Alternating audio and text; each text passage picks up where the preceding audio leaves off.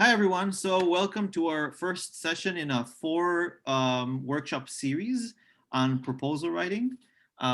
We're very, very lucky to have with us Dr. Amy Metcalfe from our department. I think everyone here knows Amy, I hope.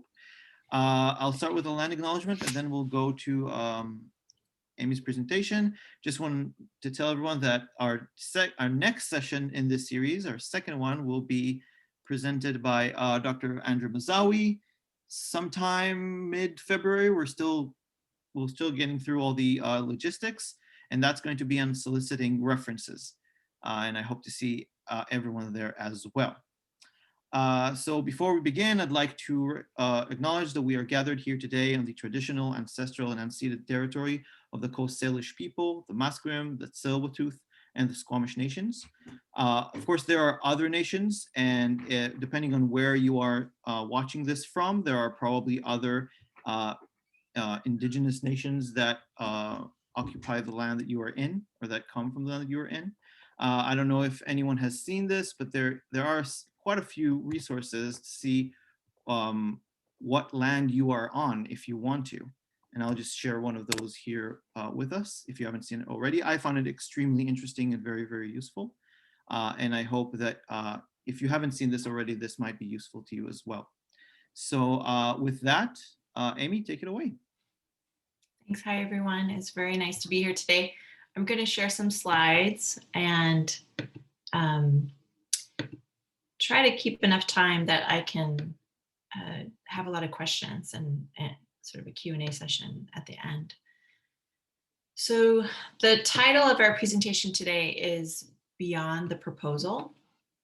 And this, I think, I'm not sure if I proposed this title or if you did, Yota, but it is sort of the proposal. I'm not sure how beyond the proposal we're going to get, but there's a lot behind the proposal. Maybe that's what we mean with this. So semantically, perhaps we're close with this title, but maybe we need to do it a little differently. This was our flyer, and I put this here just to say this is sort of the framing question that I received, which is, what are the important ingredients for a good application and when should we start working on them? But also that this is part of a series that the GAAs are putting together, as already mentioned.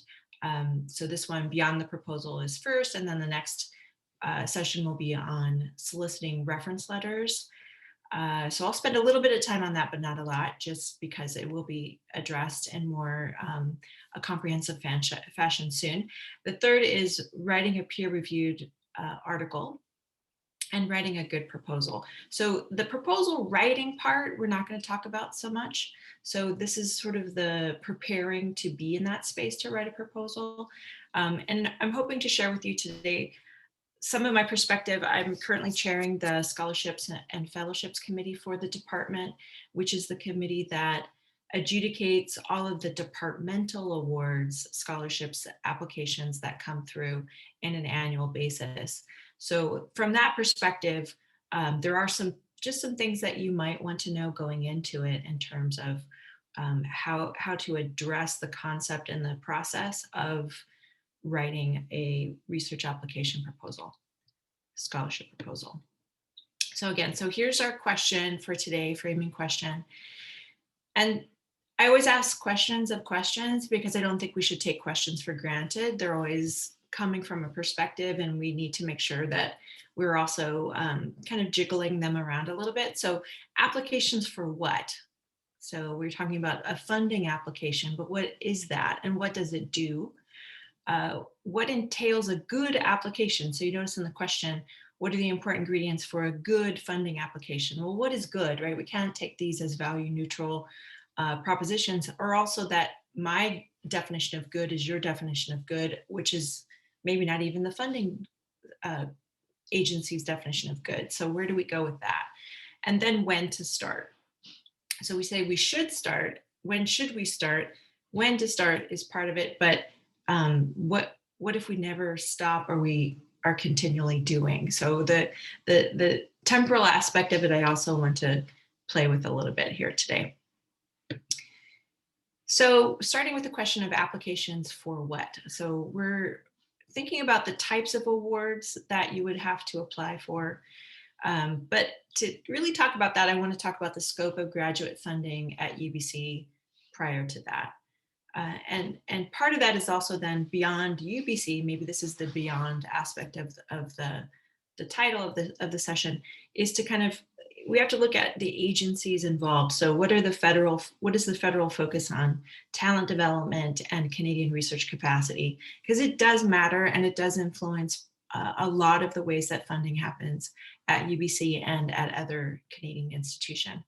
And then just sort of the process and cycle of adjudication of awards, because in that sense, you kind of want to know, who am I writing to or for? Who's going to read this? How are those decisions made? All right, so here's the big slide that I find you might want to, if it's not easily seen in the handout, you might want to take a screenshot or ask me to send you the slide. So, and I also I don't necessarily know if my view of this is entirely accurate. This is after having been in Canada as an academic for over 15 years, trying to make sense of these processes myself. Some of it coming from experience on the scholarship committee, some of it as an academic supervisor for students, but just trying to have some sort of process flow or map of when and how and what type of funding are available to graduate students in our department. So I'll sort of start this with separating this, that the year 1 through 5 here that's listed is a graduate trajectory. So these are your academic years in degree. Noting that for most MA students, it's really focusing on year 1 and year 2, although some MA students finish in year 3. There's sort of this idea that it's mainly a 2.5 year program. I don't know if that's actually accurate in terms of practice. And then with doctoral education, there's also this assumption that it's a 4-year program. We have 4-year funding, right? But we also know that that's not really true either. So the dotted line is sort of recognizing that for many students, a 5th year completion is quite normal. But the funding expectations oftentimes are about years 1 through 4. The other aspect of it that we can sort of see just at the surface are the color gradations between the top part of the line, the timeline, and the below the timeline. So the first part at the top, these are external awards. So I try to separate things that are coming from outside of UBC versus things that are coming from within UBC, because they're slightly different in terms of who's reading them, what sort of restrictions they might have on them, as well as the departmental's influence on them. Some of the most common external awards that we know about are the Vanier and the Killam Awards. We also have what's called Tri-Council Awards. The Tri-Councils are NSERC, SSHRC, and CIHR. These have, we'll talk about those in a moment at a little bit more explicit. And then there's obviously your own funding. We forget to ask to actually include this sometimes, but many students are self-funded to some degree. So either that means your grocery money, your rent money, things that you've saved, loans that you're taking out, jobs that you have that pay a salary. But you also might have external sponsorships. I've had students, for instance, who've been paid by their governments to come to Canada to do their studies. And in receiving that governmental funding, they were actually ineligible for Canadian funding because their government said, we're paying you for 3 or 4 years. Here's your stipend, here's your tuition. That's, to accept this, you have to forego other sources of funding. Internally, we have some funding that we've been asked recently to put together to create these minimum funding packages for doctoral students. And so some of that is coming from departmental budgets, but as well as GRA, GAA, and TA positions. We also might include entrance awards that you might have been given, tuition awards. There might be specific awards that you're eligible for that might be included at the time of entrance. And then things that we can add into that as you go along within your program. So there might be specific scholarships you find you're eligible for. There might be need-based bursaries that you find you're eligible for, as well as applying for SSHRC and affiliated awards. Now, the affiliated awards are for all students, and oftentimes we find that because international students are not eligible for the Tri-Council awards, the affiliated awards are often where international students find their funding. All right, I'm going to come back to this probably during the question period, because there may be questions about this diagram. So just to kind of contextualize this larger picture into kind of sort of like, what does Canada want and expect from us as institutions? So as you may know, Canada is one of these few G8 countries that offers, that doesn't have a Ministry of Education at the federal level. So there's a expectation then that the provinces are providing the education for their residents and for their international students. So the federal government really doesn't have a lot of leverage or steering mechanisms for education within Canada. However, it is, because of its connection to economic development, there is a constitutional responsibility for the Canadian government for research funding. And so it's going to be, I think, by design, economically driven or foreign interest driven, in the sense of providing partnerships, cooperations in the Canadian best interest, because that's where it's situated within the Constitution in terms of a federal responsibility. There sometimes are overlaps. There's been a pushback a bit from provinces to say that if you want us to do this high level research that provides this type of innovation for Canada, we can't do that without some funding that covers infrastructure.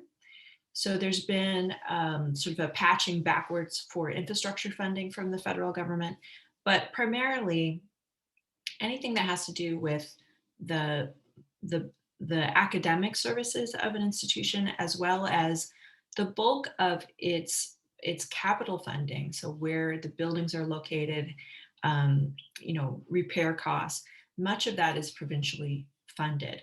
So then what institutions want is they want the federal government to pay for as much personnel costs as possible, because those are included in research infrastructure or research funding, not as infrastructure. They also want as much material cost as possible to be funded by the federal government. And the federal government, on their side of it, they're interested in long-term investments that will benefit Canada, not necessarily from an intellectual standpoint, so only thinking about Canadian solutions to Canadian problems, but thinking about how will these investments further Canadian interests in the world. And that can be that we are providing a very useful educational environment for students, as well as potentially growing and retaining research talent within the country. So it's kind of a, I don't know, you kind of have to put your political scientist hat on to really fully understand where this is coming from. But I think as academics, oftentimes, particularly in the social sciences, we tend to want to believe that good ideas are what gets funded. And, that's nice, but I'm actually not entirely sure that's always true. I think in some ways, many good ideas are not considered to be feasible within an environment where there's limited resources and resources that need to be parsed out between domestic advancement and competitiveness, so Canadian competitiveness internationally, as well as kind of trying to see the long-term future for Canadian research institutions. So this group, the Canada Research Coordinating Committee, they sit and look at a variety of different funding agencies and research organizations within Canada, and they help shape these large directives in terms of how much funding, where the funding goes to, which agencies it goes to, and providing shaping for different agenda that kind of comes through in the different funding cycles. Now, however, almost all of the adjudication of the awards is happening by volunteer academics. So there's this layer of academic decision making that then is it's taking the responsibility given to it by these agencies in terms of understanding the pretext and conditions of funding, but then it's deciding, well, but this is a good application, or this is a valid, important idea. This is timely, this is relevant, this is important, this is where we want to put the money. So it's important to see these things as happening together. In looking at this Canada Research Coordinating Committee, the idea, if you could look at this last phrase of this paragraph, they're interested in forward-looking initiatives that strengthen Canada's research enterprise, foster world-leading research, and advance the social and economic well-being of Canadians. Take that for what you will, but as many of our department members are not Canadians, or perhaps are not studying Canada, we have to think about where we fit within some of these federal initiatives. Some of the things that are directly funded from the federal government for graduate student funding are the Canada Graduate Scholarships at the doctoral and master's level, the Vanier Canada Graduate Scholarship, the Michael Smith Foreign Study Supplements for those previous awards, the Banting postdoc, and the Shirk postdoc, as well as, of course, other things that are for NSERC and CIHR. So these are the three tri-councils. Somebody at McGill put together this handy little diagram. I'm not sure how much overlap is really happening within this Venn diagram, because they do actually want us to know that these are separate areas, and that even though CIHR is funding research that primarily is intended to improve health, sometimes there are educational pieces within that we might see that could come from the social sciences. And likewise, within Shirk, there might be health-related research that is funded. And, so there are some crossovers, but they would like us to find the right committee where to situate our research. I think it's somewhat of a historical problem for us within the Faculty of Education, in that we almost always by default think that we're Shirk, and we may not be. As a faculty, we have a lot of researchers within our faculty who receive their funding primarily from CIHR, and then several who receive their funding through NSERC. So it's something to think about. Are there other tri-councils that can fund your work than Shirk? And if so, you probably need to alert your advisor as you're preparing your applications, because we have different, as we're doing many of our adjudications, there's different applications, right? There's different committees that would adjudicate these applications. So if your work trends towards research in health or the natural sciences or engineering, you may want to have a conversation with someone within the Office of Research and Education in the Faculty of Education, or with GNPS, just to see where your applications might be better suited. So I just wanted to show you this screen grab from the Shirk website. So all of that said, we do often have most of our applications through the department come through Shirk for these federal awards. And it's interesting to know that the word that Shirk uses to organize this is talent. So what this means is that they're funding researchers and not research. So it's very important to understand that you as a graduate student are a highly qualified personnel person, you're an HQP, as Canada likes to call us. And as an HQP, this highly qualified person, you are the asset. So continual investment in particular individuals is something, it's sort of a recurring, those who have get more kind of concept within Canadian research funding. So it's frustrating to break into that system, I have to tell you. The idea is that as an international person, you would then enter the system at some point without having had previous federal funding, where into a system where previous federal funding is recognized as a marker of excellence. Not the only marker, but certainly a reliable one that is known within this particular system. So if you intend to become an academic in Canada, it really does behoove you to try to receive federal funding in Canada, because as an academic researcher, postgraduate, you are also judged on the sort of cycle of having received previous funding. So to have received SSHRC funding as a graduate student will benefit you if you become a faculty member in Canada to receive SSHRC funding grants as an assistant professor, if that makes sense.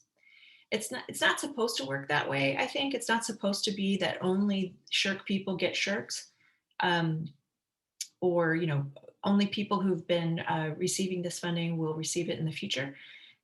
But there's definitely biases within the system that need to be recognized. And within the Canadian system, largely what I have seen is that there is a sense that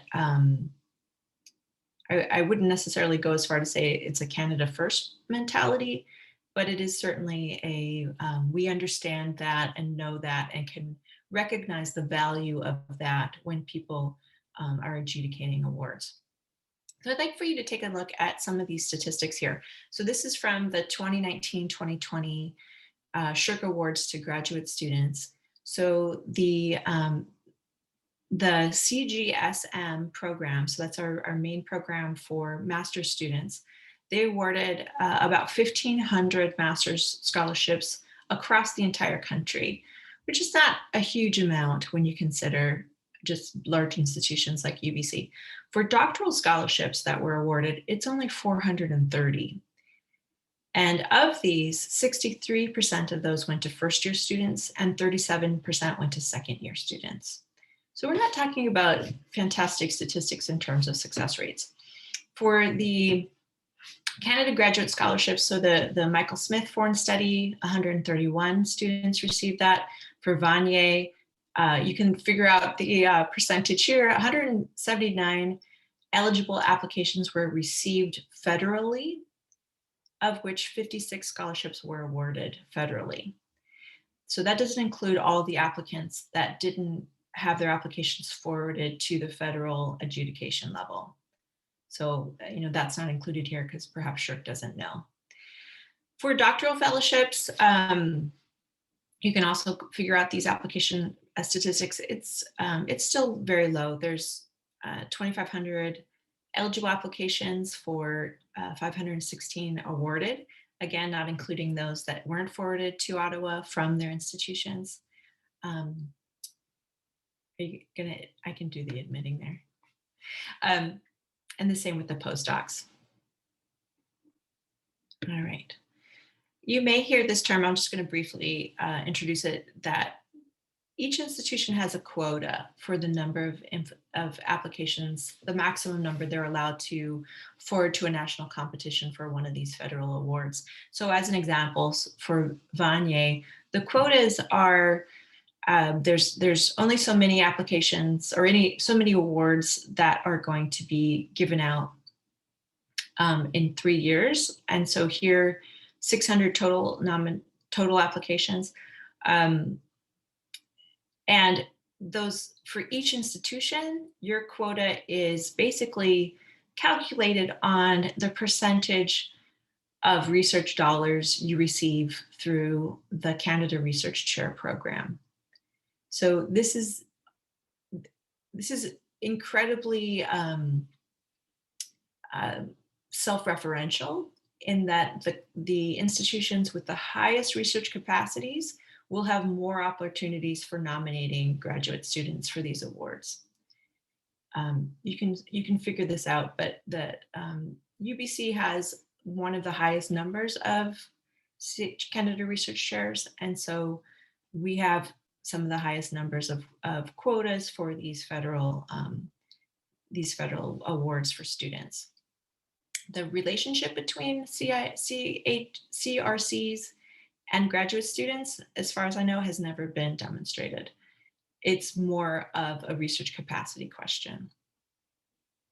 So there's an inference here that may not apply to us at all in terms of SHRC applicants or the Faculty of Education, perhaps even throughout UBC. I wanted to include this little note that in some ways, due to COVID, as well as other changes happening with an interest in this particular federal government in research capacity, there's been more funding towards research in the last few years. This is one of an announcement recently from November talking about 26 million over the next 4 years to support 540 doctoral researchers. What I did have a chance to do is just to see how different this is from previous years of funding. Oftentimes government will champion their own funding as if it's new funding, but we don't necessarily know that that is true. They also try to cloak reductions in funding in announcements of funding. So you'll never hear them say, we've reduced funding for this particular agency by 3%. You will just see how many millions of dollars and how many hundreds of applications will be funded. So always look at these announcements that are often regurgitated by institutions very happily, interestingly, without any analysis. So what does that tell you about the way that we understand research funding? We don't research funding is really what it comes down to. There's very few ways to understand how these things are situated within public policy within Canada, which I find shocking and really inappropriate from an institutional point of view. As one of the top 3 institutions, we should be consistently analyzing and questioning the source of funding and how it's been placed with other research and funding priorities from the federal government.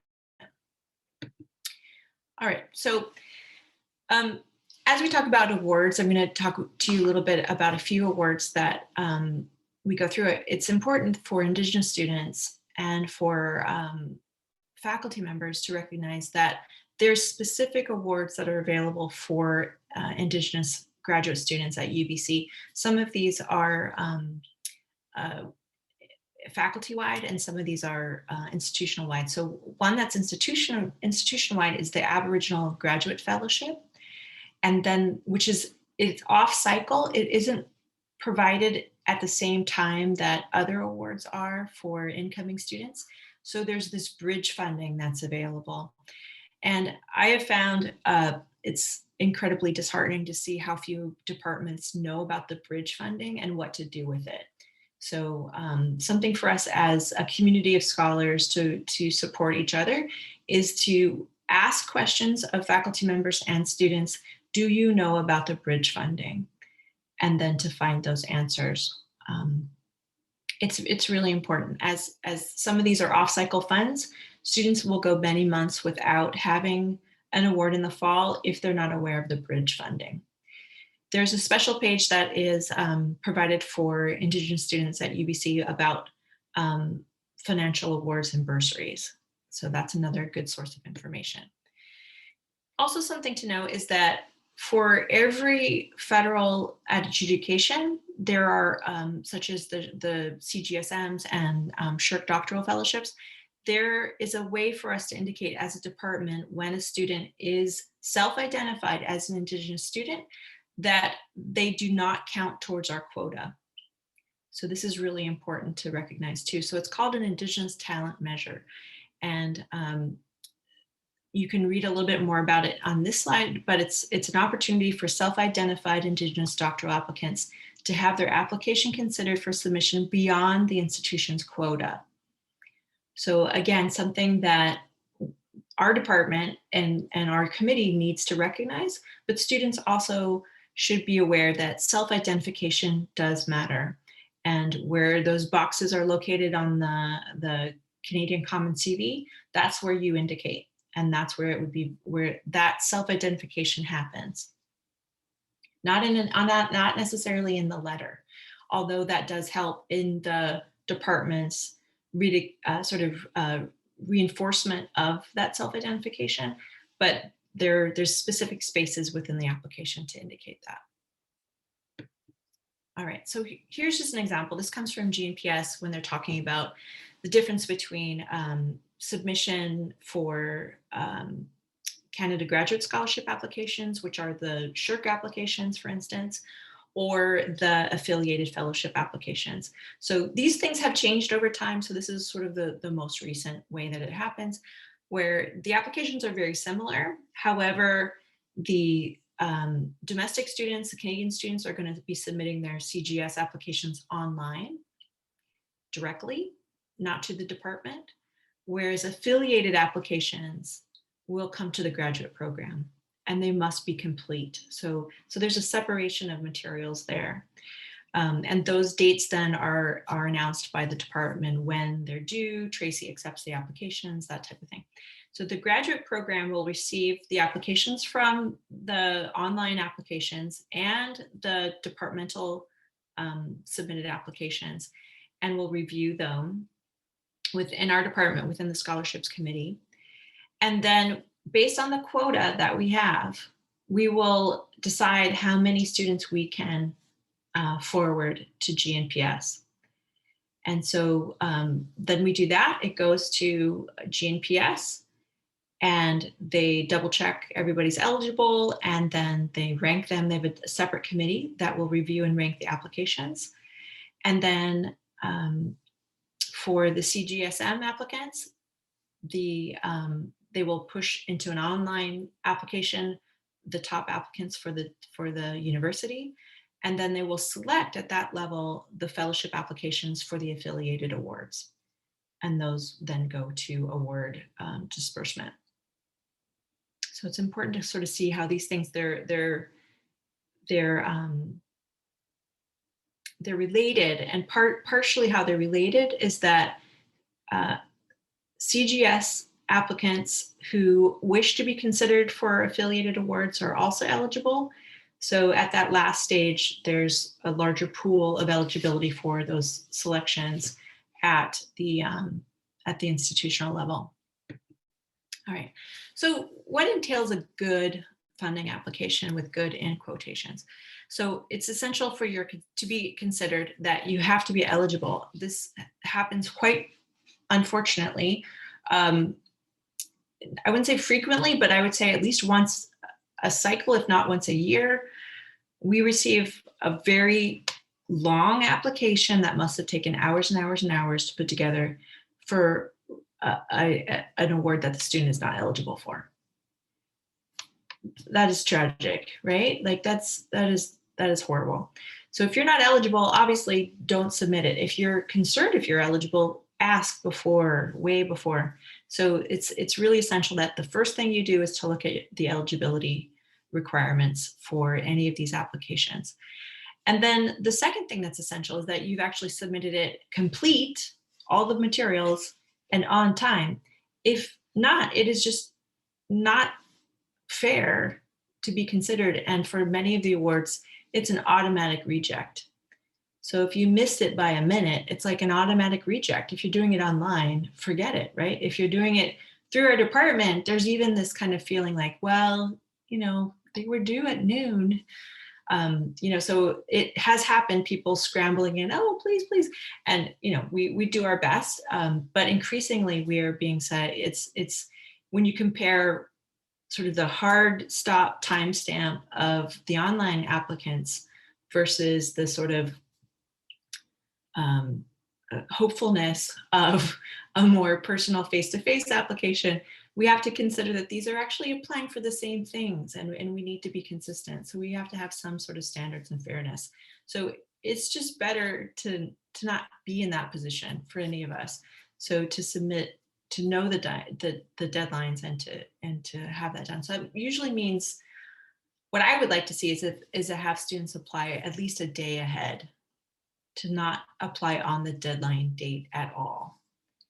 And that's true for me too. Like I try to do that for myself, because it's just computer outages, all things can happen, right? So better to think ahead. So good applications, in the sense of how oftentimes adjudicators understand it, good applications are they're addressing the applicant-based criteria. So this is basically things that can be demonstrated from your CV. So your academic record, your research potential is often how it's phrased within these applications. And then your proposal-based criteria, which is like, what is it that you want to do? These are two separate things. I think oftentimes we focused, even this session, not intending to be a criticism, but this session is about proposals, right? When a proposal is part of it, it's really sometimes only 50%. So this is why I really wanted to start with this idea of many of these funding agencies are organized under the heading of talent, not ideas. So you've got 50% ideas and 50% talent. Oftentimes that's what we're looking at. So the talent part can be your previous ideas and how well you demonstrated them in some sort of way that can be measured or seen by others. But at the time of application, they're two separate categories. And then your reference letters, which also are very important. And these should not just be, this is something I think that I'm hoping that Andre will help out with that session, but reference letters, they should not only just be specific to be about you as an applicant, but they need to be criteria based. Specifically looking at phrases in the application that your profile fits. So that is essential, because adjudicators need those roadmaps. They need to be able to say, yep, I see this. Yep, I see this. Okay. So as a summary of this little section, incomplete applications are not considered. A complete application is not necessarily a good application. And many good applications will not be funded. These are some sort of truths, I guess, truisms that we might say about the application cycle. So why, there's another slide missing here that I didn't know quite where to put it and what to say, but it's why. Knowing that many good applications will not be submitted, why? Why do we? So let me just put that over to the side, and maybe we'll get to that in the discussion.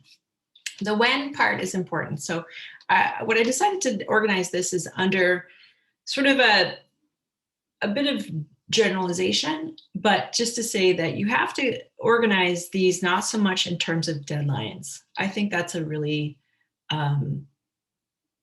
common, but perhaps ill-advised way to organize this discussion. So a deadline will come and go, and it seems like it's like a 1 day, 1 hour kind of thing, right? The deadline is 4 o'clock Friday on this date. So it may seem like I need to get this application in by then. But then, because if you're deadline focused, you're focused on getting the forms filled in, you're focused on getting the reference letters, writing the one-pager statement of intent, all of these things, putting it together, and then you're done, right? You submitted it. Whew, that was terrible. Whew, I don't have to do that for a year. And that is not how academics work. So if we're intending as a department to provide the most holistic way of understanding these things so that the why part of it is in some ways meaningful. We can't focus just on the deadline because the why part is the how part of it. It's the process of it. It's what happens as we do it continuously. So how I phrase this then is from almost like an academic socialization standpoint, which there's a lot of problems with that standpoint, and I fully recognize it because there's a lot of biases and discriminations built into socialization processes. But for how I've described it here, and I'm happy to discuss this in a few minutes, but academics have multiple sources of funding. We're consistently always applying for funding. One source of funding isn't enough. It never is. So we always continue to do that. Academics have at least 3 calendars. I'll talk to you about that in a moment. Academics have more than one version of their CV, constantly being updated. And academics have more than one version of their research proposal based on who's going to be reading it and what it's for. And academics have at least a list of at least 3 referees that they can draw upon at any given time. It's really important as you continue in your career to see these referees as people that are not only going to support you, but they are also, it's sort of by a process of elimination. You want to keep people off your referee list if you want to have them available as arm's length evaluators in the future. So for instance, as external examiners or other types of opportunities. So you need to probably think about people that will, and usually it's your research supervisor, your previous research supervisor, maybe one faculty member, people that are kind of over in this group, and then others that will be, I'm hoping that this person, I'm not going to write with them because I'm hoping they might serve as an arm's length adjudicator in the future. These are the folks actually that I would like to write with, and they're different than these other folks. So just start making groups, different lists of folks. So intentionally craft each of these elements. This is the process of shaping an academic research profile, and then update these things monthly, annually, make sure that they're constantly in motion. This is just a set of links. I'm not going to speak to those, but you can find information at UBC at the level of GNPS, at the faculty level, and at the department level. I wanted to go through, just briefly show you, for instance, this idea of sort of maybe what we might call the talent separation versus the ideas separation. So for SSHRC doctoral fellowships, as an example, research ability and potential, it really should be called researcher ability and potential, because research doesn't have ability, right? Researchers have ability. So it's tricky, right? They're tricky. All of the things in this list, though, are about you. They're things that you have done or that you will do. So it's really the researcher ability and potential. So something to look at each of these things. And then the other half of it is the relevant experience and achievements attained with and beyond academia. These are also, oh, I'm sorry, I said it backwards. Erase what I just said and go back and re-record this. So this part, researchability, it's what you've done in the past and what you will do in the future. And then this one is about your academic record, your activities, the things that you're doing with scholarly societies, community organizations, chairing committees, service work, scholarships you've received, that type of thing, things that are on your CV. So let me show you how this then, after I do this calendar bit, I want to show you more specifically. I've taken each of those criteria and I've put them where they fit with some of the other things that you're going to be doing in this series. But prior to that, this is about the 3 calendars. Academics have 3 calendars. So the first relates to that diagram we had before. that you're in either year 1, year 2, year 3, or year 4 of your program or beyond. So that's a calendar that you should probably map out somewhere.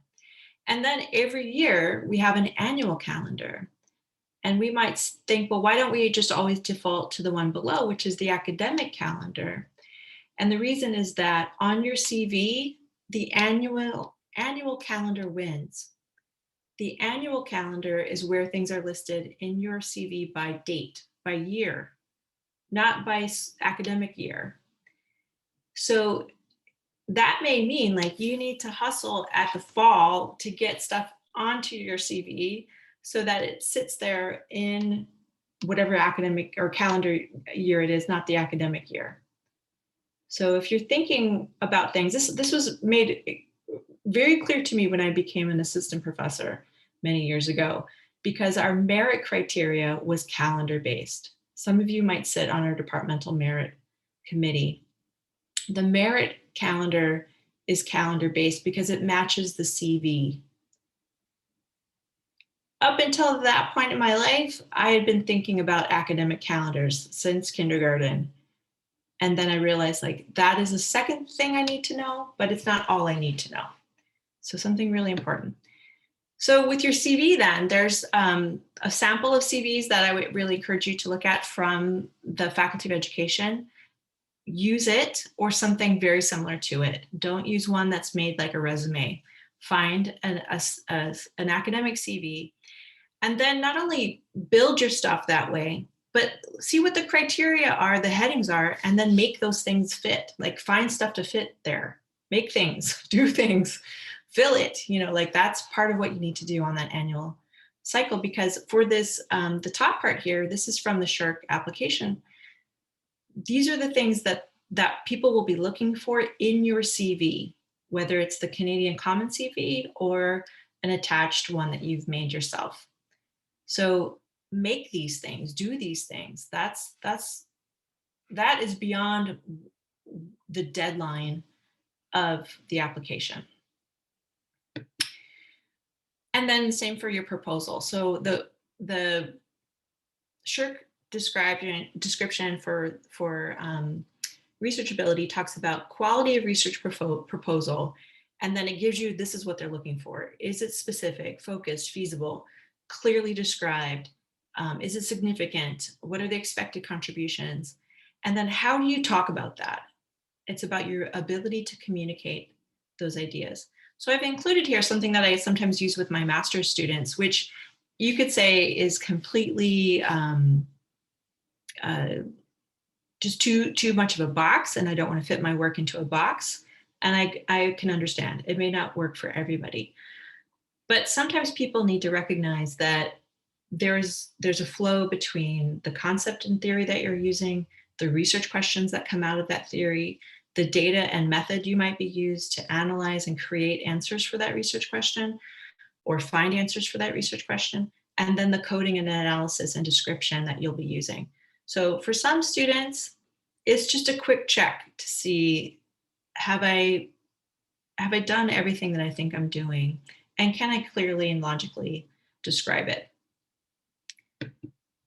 And another thing you might want to recognize, whether or not you want to basically be beholden to the Canadian government, this is kind of what it comes down to, is in addressing future research challenges, you might find language here and ways to describe your own research that will help you. So I'm not saying invent research to fit these criteria. I'm saying find yourself or phrases that describe your research in these spaces. Then you may have a better way of describing it for others to understand, so that it may actually become more relevant in their minds. It's certainly relevant in yours. All right, so finally, I think this is close to the end. With your referees, these are the things that they should be writing in the letters for you. So what you should do probably, this is, I don't know how Andre is going to describe this, but what I would like students to do is to not just send me the link to the award website, but tell me where in their CV each thing fits so that I can specifically say. So if it's demonstration of responsible and ethical research conduct, tell me when you did that. so that I can say, oh yeah, well they took a workshop. I didn't know that. Thank you. I didn't realize that. That's super helpful. They demonstrated it because they took a workshop, right? So that type of thing can be really useful in writing extremely specific and tailored research referee letters for those particular applications. All right, so that's what I have for today. I know I kind of spoke a little bit too long. How did that happen? I wanted it only to be 30 minutes and it was like an hour. Is that possible? It wasn't actually an hour because we started late. So you're Well, getting all right. 10 minutes grace period, I guess. It's fine. Well, I'm happy to stay longer. I don't have anything right now. So if questions run over, that's fine with me. Yeah, well, thank you so much. And let's head over to some questions. So who has any questions? Who wants to go first?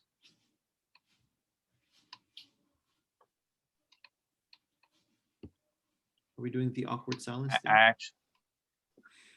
actually have, first of all, kind of a comment. Thank you very much. And I think that was like very, very, very helpful.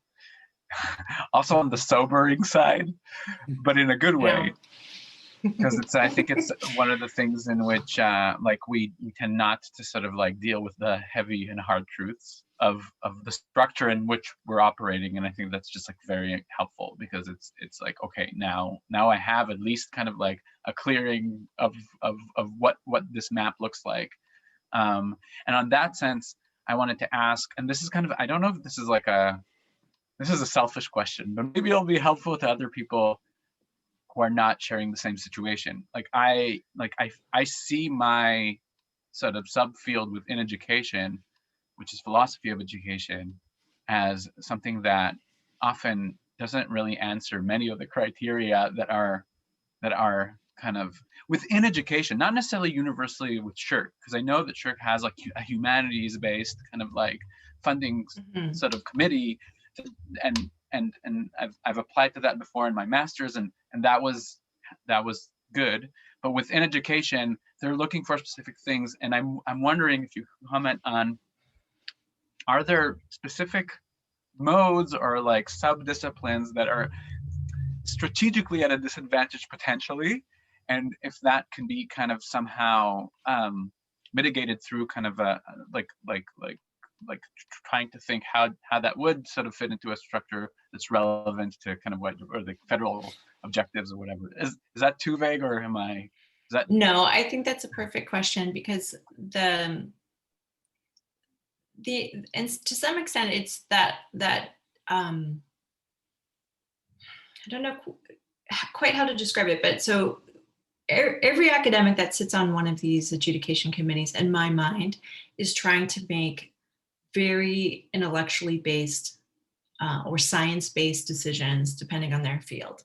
They do not want to be told by the government what to fund. They have no interest in that. Yet they know that there are probably some spots that can provide extra funding, or certain topics that if they can click a box that says, oh, and by the way, this also fits with a future research challenge area, they will be happy to do it, because it means more likely than not that particular what might be perceived as niche funding to some upper level administrator and within the research councils, they might say, but look, this person's doing a philosophy of that. We really need that. That's what we do here in the humanities part of SSHRC. And we can't have, good science without philosophy. So here's my way of raising that flag and checking that box. So I think they want to champion you. I think you make that easier for them, because it is federal money. You make that easier for them if you can show the relevance of your work. If it's just because, I really love Canada and I want to be here and I've got some really good thinking to do, could you please give me a couple $100,000? Like there, it's like, well, that's nice. But where's the larger, this is where the word impact comes, because they don't know what else to call that. It's basically, it's the concession, right? Like what can we see as this is taxpayers' money. Why should we give it to you? There's an obligation in some ways. Like we could look at it as at an ethics. Very few people do, but it could be understood as an ethics. What is the ethics of giving taxpayer money to you for that idea? Like that's how I see it in some ways. Like I feel terribly responsible for the funding that I received, and particularly if things don't go well and I don't find that I can keep with the design that I've created, because I feel like whereas we're supposed to follow the ideas and, once we receive the money, make our best decisions. Sometimes I feel like, well, I also have an obligation to provide a semblance of what I've been asked or given money to do. So, but I've also sometimes I've received funding because I have specifically said, checked a box saying that this money, there was like a special funding grant that if you check this box, you might be given special consideration for this grant. And it was about like economic development or something. And I said, honestly, we can't have ethical funding of economic development unless we study this from a post-structural perspective. And I explained why. We need to understand the words. We need to understand the intentions. We need to understand the discriminations and the exclusions. And so we got the funding. And it was because I was specifically saying, like, this category is incomplete unless we also include it from this kind of non-mainstream point of view.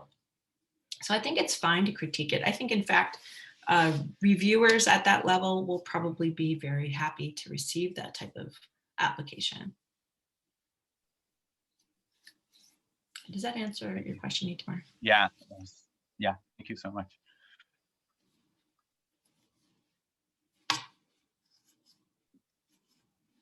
Anyone else? Other questions? I certainly have a few, but if someone else has a question, I'd definitely prefer not to hear my voice. Hear it all the time. Oh, there's one. Yeah. Thank you so much for this wonderful sharing. It is so helpful. And yeah, I really appreciate you share what is the word of academics and how we can have those habitual, like monthly or annually updating our CV and having more than one version for my thought visibly. And yeah, I think I'm still like juggling and struggling sometimes how to formulate those habits individually. And I'm realizing, yeah, I need some kind of support of community. So like I want to ask this question to you, like when you are just budding scholar, now you're a very experienced professor, but when you just join this academic world, how you have your own community, like small level, or yeah, like of course EDST community is kind of big institutional level of community, but more personal, more small unique community to encourage each other, to check each other, their own track kind of thing. If you have some experience or wisdom, could you share with us? Thank you. Well, I think a lot of it has to do with the years you're in right now, which are the personal connections you're making with each other as graduate students are essential, because wherever you end up after this, you will still have each other. And I think so it may be an incomplete perspective at the moment, but it won't be later. What is important to form now are over flute lessons and Yiddish lessons, these types of personal connections that see each other as full of humanity, because that's who you want to be afterwards. You don't want personal relationships or sort of a group of people to include yourself within that are just in it for the competition. Those are pretty heartless people. And I've really tried to separate myself from them and instead communicate with people who are more interested in the idea column, recognizing that that's half of how we get evaluated.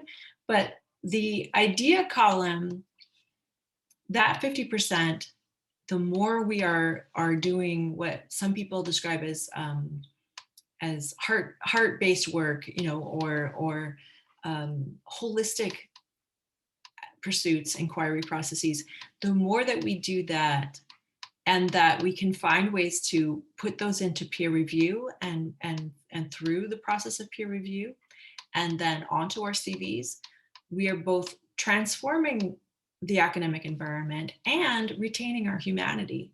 So we want to find the people around us that are willing to play that game, because it's still a little bit of a game, but it's a game that's about moving the entire chessboard, not just, you know, winning matches. And so what we are trying to do is do it together. And I think the people that you go to grad school with are probably more likely to be in your on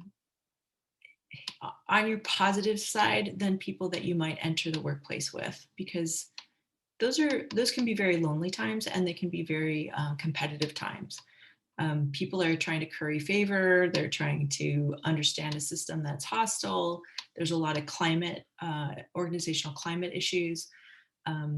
So people don't always take the time to mentor you properly. They sometimes, for a variety of reasons, that doesn't happen. So it's just like, who do you want to be friends with, right? Who do you want to sustain your life with? That's how you do it. And then seek advice occasionally from someone who knows, you know, something, and then just take that with a grain of salt. And the rest of it, you live your life, you know, live a good life, and the rest of it, it will not matter if it's not important.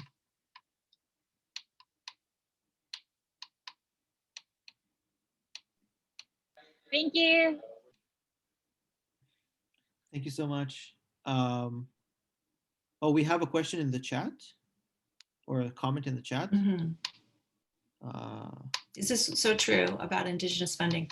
And to that, I would say it's something that you might want to have a very strong and I would say specific conversation with your research supervisor about. It's their responsibility to help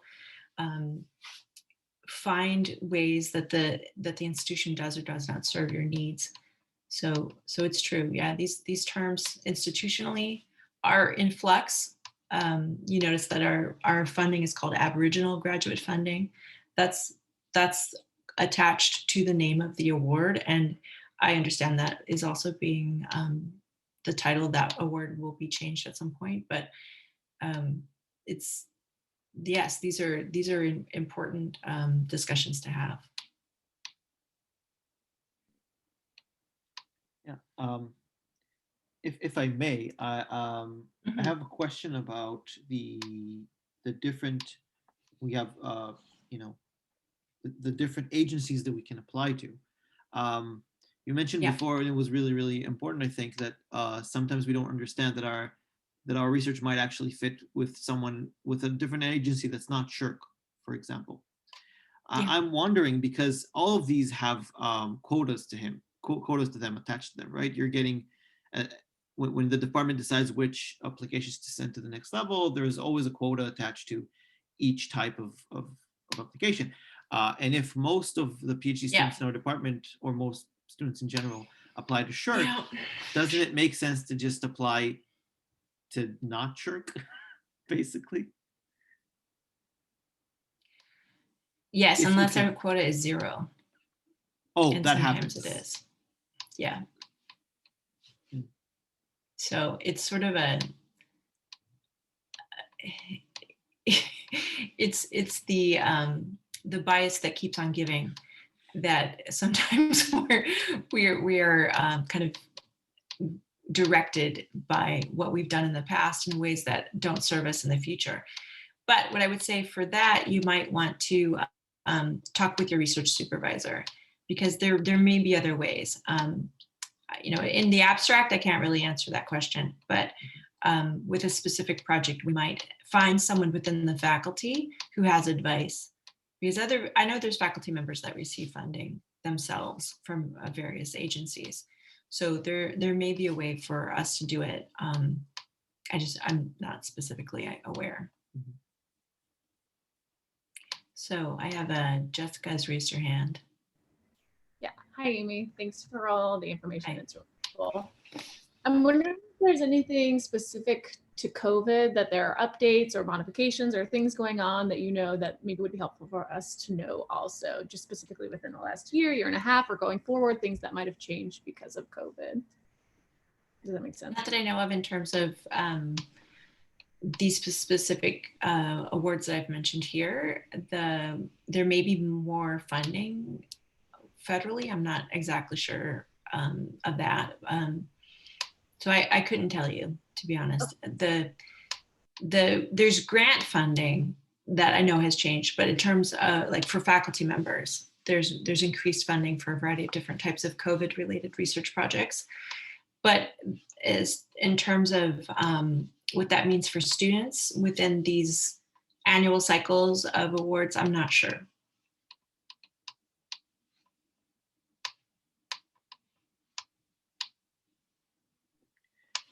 Okay, well, it's 11 past Oh, 1. Addison, Oh, Addison, you have a question? Go ahead. yeah. Go ahead.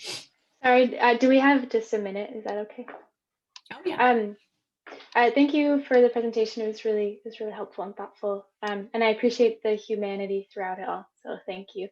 I was wondering, I'm thinking a lot about the thesis proposal, and I know that's a very different context and a different audience and a different purpose. But I was wondering if there are nuggets from what you shared with us today that could be useful or beneficial in thinking about the thesis proposal, which is, I know, a whole nother kind of proposing, but I was curious about that. Yeah, I think the slide that I showed you that has the criteria about from the SSHRC doctoral application for what a good proposal looks like in terms of being clear and making sense. All of those things always matter, in terms of reading it. You're in some ways with your own proposal for your own committee, you're really having an audience of 3, right? So you initially, it could be more, I guess, than you could have 4 people on your committee, but generally speaking, your proposal goes to your committee, your doctoral committee. So it matters what they think and how they want to receive that information. Like how many pages is it going to be? What kind of things do we want to have in it? And that will really be determined by what they already know about your process and what kind of project you want to create. But it should always keep in mind the fact that it will also eventually be read by at least the external examiner. And so that means there needs to be some sort of way that it ties to larger themes outside, or at least practices, if not themes, outside of the Department of Educational Studies or even UBC. So there's an implied framing that is about an external reader. So that's something to think about as well. But in terms of like trying to think about how your work fits within the Canadian perspective, that may or may not be important to you. It kind of depends on what your future employment interests are. For me, when I was a doctoral student, I had no idea I was going to be living in Canada. So it wasn't at all in the way I was thinking. My perception was that I would be applying, and I did apply to research universities in the United States. And so for me, what mattered, what I was told what mattered in terms of how I framed my research or described it from my committee was that it needed to make sense for academic employment within a department that had a program in higher education studies. And that meant for me, I was not supposed to use quantitative statistics, for instance, even though I knew how to, because it was never going to be the case that I would teach quantitative statistics because I'm just not that good at it. So because I wouldn't be hired that way as the quant person, I was encouraged, for instance, not to use stats in my dissertation because it might be misleading. It's not the strength that I would be hired on. So I was encouraged to kind of play to the strength of what I would want to be hired on, which that's prescriptive, right? Like that's not free ideas. That's not like, wonderful thinking in the way that we oftentimes romanticize these jobs. But, I didn't come to higher education as a field of study or to academics as a field of practice because I'm really brilliant. I needed a job, and so this was this was a way to salvage all of the many years I invested in ideas previously. So I wasn't really good at doing anything else. So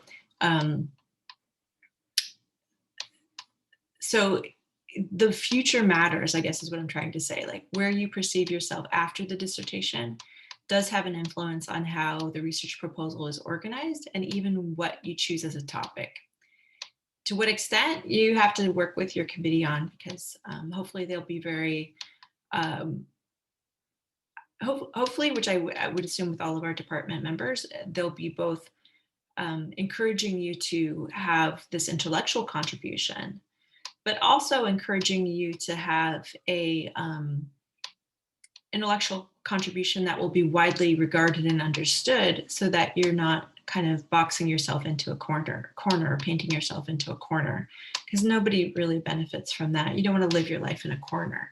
So so that's their responsibility to work with you on that. Thank you. Any other questions? Anyone? Okay, well, I would like to thank Amy Metcalfe very much for this session. I learned a lot, even though I deal with this a lot as a student. I've certainly learned a lot about the process and about what we should think of. And this was a great session. So thank you so much, Amy, for doing this with us. You're welcome. This is wonderful. Look out for our next session on soliciting references with Andrea Mazawi, which will take place sometime early to mid-February. We'll send out a message on this. And please let us know what you thought of this. If you have any ideas for other sessions that might be beneficial to others or to yourself, please let us know. And have a lovely day, everyone.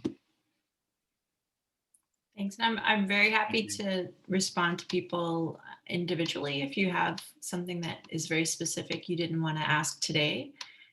Thank you for taking the time to be here today. And I know that sometimes, particularly I'm thinking of, I know Elaine also being a first year student, there's some things that you may feel you aren't ready to ask, but probably you are. So if you want to ask me in private, that's fine.